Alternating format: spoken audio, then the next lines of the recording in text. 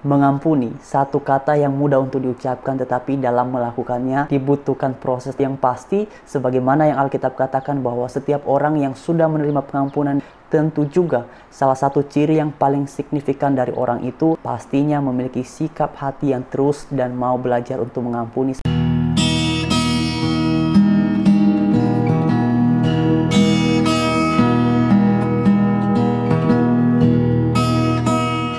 Oke teman-teman, shalom, selamat sore dan Tuhan Yesus memberkati kita semua. Dan beberapa saat yang lalu saya dapat satu video. Ini adalah videonya almarhum pendeta Babe Junaidi dan ada beberapa hal yang beliau sampaikan yang saya pikir ini sangat menarik sekali. Dan oleh sebab itu, mari kita simak sama-sama dan saya berharap ini akan menginspirasi dan juga memotivasi kita untuk terus setia dalam Tuhan. Salam damai sejahtera di dalam nama Tuhan Yesus Kristus yang adalah juru selamat dunia bagi kita semua. Saat ini saya mau bersaksi dalam perjalanan pelayanan saya mengiring Tuhan Yesus. Demikian kesaksian saya. Suatu hari ada seorang pemuda. Ia memanggil saya dengan Om. Ia datang mengunjungi rumah saya dan ia menawarkan lagu.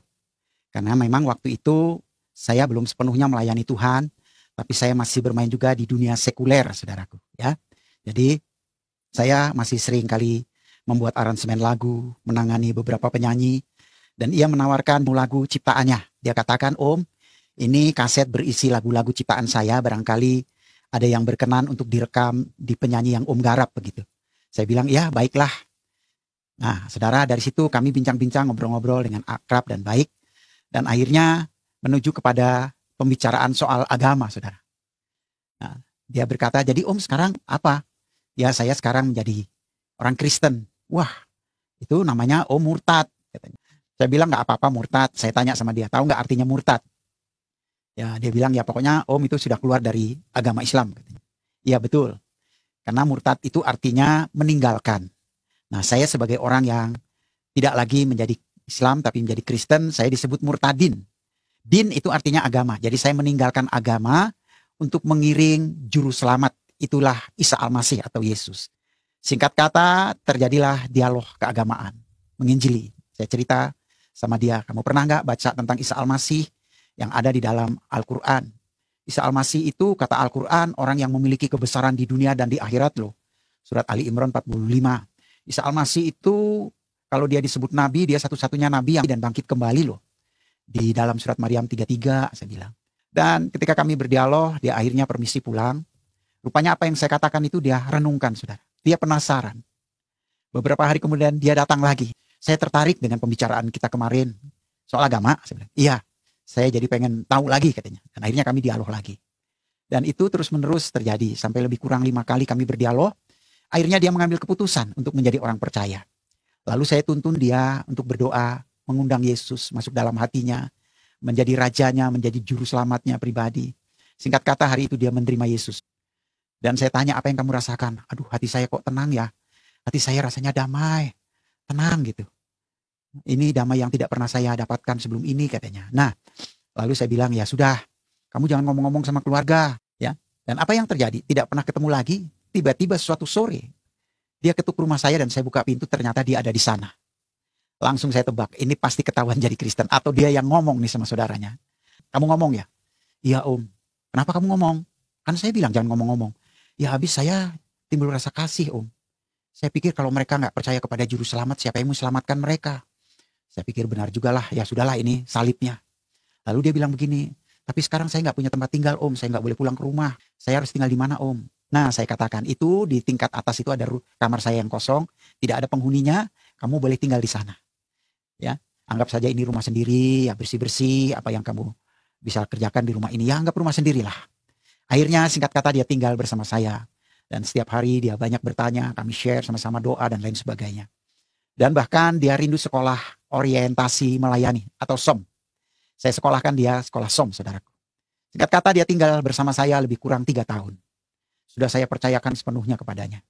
Suatu hari istri saya berkata, Pak, malam ini kita makan di luar yuk. Oh boleh, saya bilang. Waktu kami pulang saya lihat pintu pagar tidak dikunci, tidak ditutup. Lalu pintu rumah pun tidak dikunci. Saya cari-cari dia di rumah itu tidak ada. Saya lihat motor saya pun tidak ada. Rupanya dia pergi dengan motor saya. Saya masuk ke studio rekaman yang sedang saya akan bangun. Itu pun sudah habis. Gitar tidak ada. Ya gitar elektrik, gitar akustik, ya, kemudian keyboard, ya, semua sudah tidak ada. Diangkut semua, saudara. Kok selalu ada suara di hati saya, ampuni dia. Setiap suara itu muncul, ampuni dia. Selalu saya katakan tidak bisa Tuhan, saya tidak mau mengampuni. Lalu saya berlutut, saya bilang iya Tuhan saya ampuni. Saya sebut namanya, berulang-ulang saya ampuni. Sampai betul-betul lepas roh pengampunan, saudara. Akhirnya saya bisa mengampuni dan sehari, 2 hari berjalan, seminggu, sebulan semuanya sudah saya lupakan. Tuhan baik, saudara. Dia kasih saya berkat lagi untuk kemudian ya membeli alat-alat rekaman buat studio saya, saudara. Jadi kembalikan apa yang sudah hilang. Bahkan saya bisa membeli gitar yang jauh lebih bagus, saudaraku. Nah, apa yang terjadi, saudaraku? Berlalu setahun, 2 tahun, 3 tahun kemudian, sore hari ada orang ketuk rumah saya. Ngebel rumah saya buka. Cuma satu perkataannya, Om salah alamat. Salah alamat apa? Itu dulu yang di sini bukan saya Om, saya ini adiknya. Lalu saya tutup pintu, saya masuk ke rumah, saudara.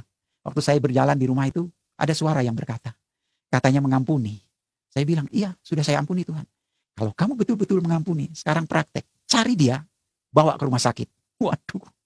Maka saya keluar, saya lihat adiknya masih duduk di kursi. Saya bilang, ya sudah, ayo kita ke sana bawa kakakmu ke rumah sakit. Di mana kakakmu sekarang? Ada di Bogor Om, di daerah Lewiliang.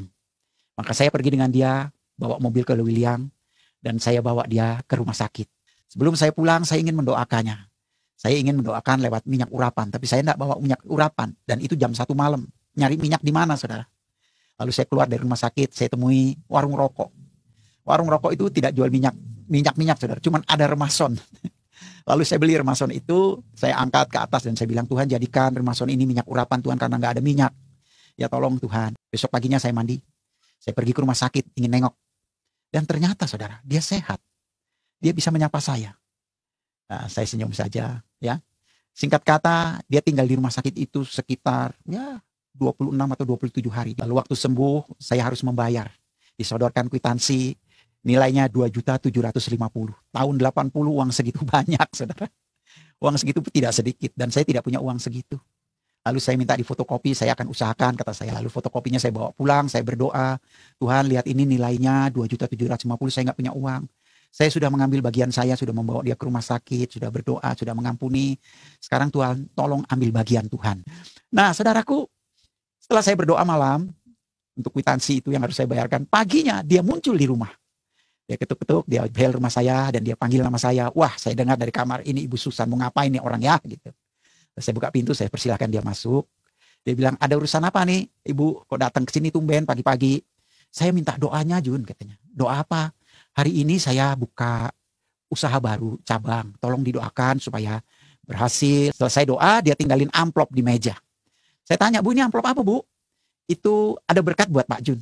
Oh masa doa gitu aja pakai dikasih berkat. Nggak apa-apa buat Pak Jun katanya. Oh dia permisi pulang saudaraku. Nah dia pulang, saya buka amplop itu. Ada selembar cek nilainya 2.750.000. Pas. Nggak ada lebihannya saudara. Akhirnya cek itu saya berikan kepada rumah sakit. Dan dia bisa keluar dari rumah sakit saudara. Ya.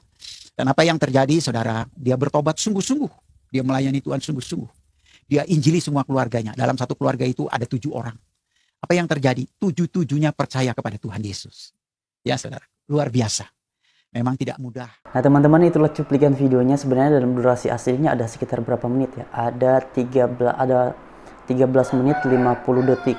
Saya pun jadi belajar bahwa oleh karena kita ini setiap hari juga pasti, saya secara pribadi pasti setiap hari itu bikin salah, bikin sesuatu yang bertentangan dengan apa yang Tuhan kehendaki. Tetapi tetap saja Tuhan senantiasa mendengar ketika kita meminta pengampunan, ketika kita datang dan memohon belas kasihan, pasti dikasihani, pasti diampuni lagi, selalu seperti itu. Oleh karena itu dalam keseharian pun, beberapa waktu yang lalu itu saya pernah diskusi dengan teman saya dan saya sampaikan begini. Kalau misalnya kita mencoba hitung-hitungan sama orang yang berbuat salah kepada kita. Nah bayangkan saja kalau misalnya Tuhan pun juga akan hitung-hitungan dengan kita.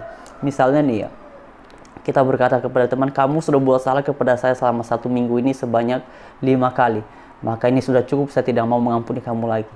Nah bayangkan kalau cara berpikir seperti ini Tuhan terapkan kepada kita. Dari kesaksian beliau ini saya pun jadi belajar.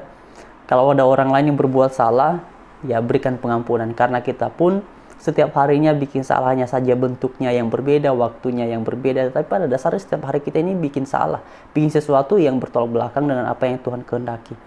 Tapi tetap saja Tuhan selalu bersedia menerima kita semua. Nah, karena itu teman-teman, di bagian akhir tadi kan beliau berbicara tentang Ia mengampuni, tetapi dari penjelasannya tampak bahwa sebenarnya beliau hanya mengampuni tapi tidak mau menerima kembali. Nah, berbeda.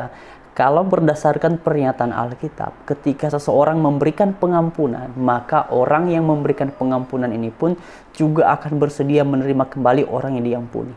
Nah, ini menarik sekali teman-teman. Demikianlah kita di hadapan Tuhan, ketika Ia mengampuni kita, ya Ia bersedia menerima kita kembali. Ya, memang kita semua gampang berbicara tentang mengampuni, tetapi bagaimana melaksanakan kata itu sendiri, yaitu mengampuni ini, tidaklah semudah ketika kita berbicara. Ini pun kita akan berproses. Tapi yang mau saya sampaikan adalah mari terus lakukan apa yang Tuhan mau, ampuni bila orang lain bersalah kepada kita, karena kita pun juga senantiasa punya salah kepada Tuhan. Dan sebagaimana yang Alkitab katakan bahwa setiap orang yang sudah menerima pengampunan dari Allah, pastinya salah satu ciri utama yang paling signifikan adalah orang itu pun akan memiliki hati untuk senantiasa mengampuni. Gitu ya teman-teman. Jadi sekian, semoga bagian ini menginspirasi dan menjadi berkat bagi kita semua, dan saya berharap ini menjadikan kita hari demi hari, dari waktu kepada waktu semakin setia dan mengerti tentang apa yang Tuhan kehendaki dalam hidup ini. Terima kasih, selamat sore, Tuhan Yesus memberkati. Haleluya, Shalom.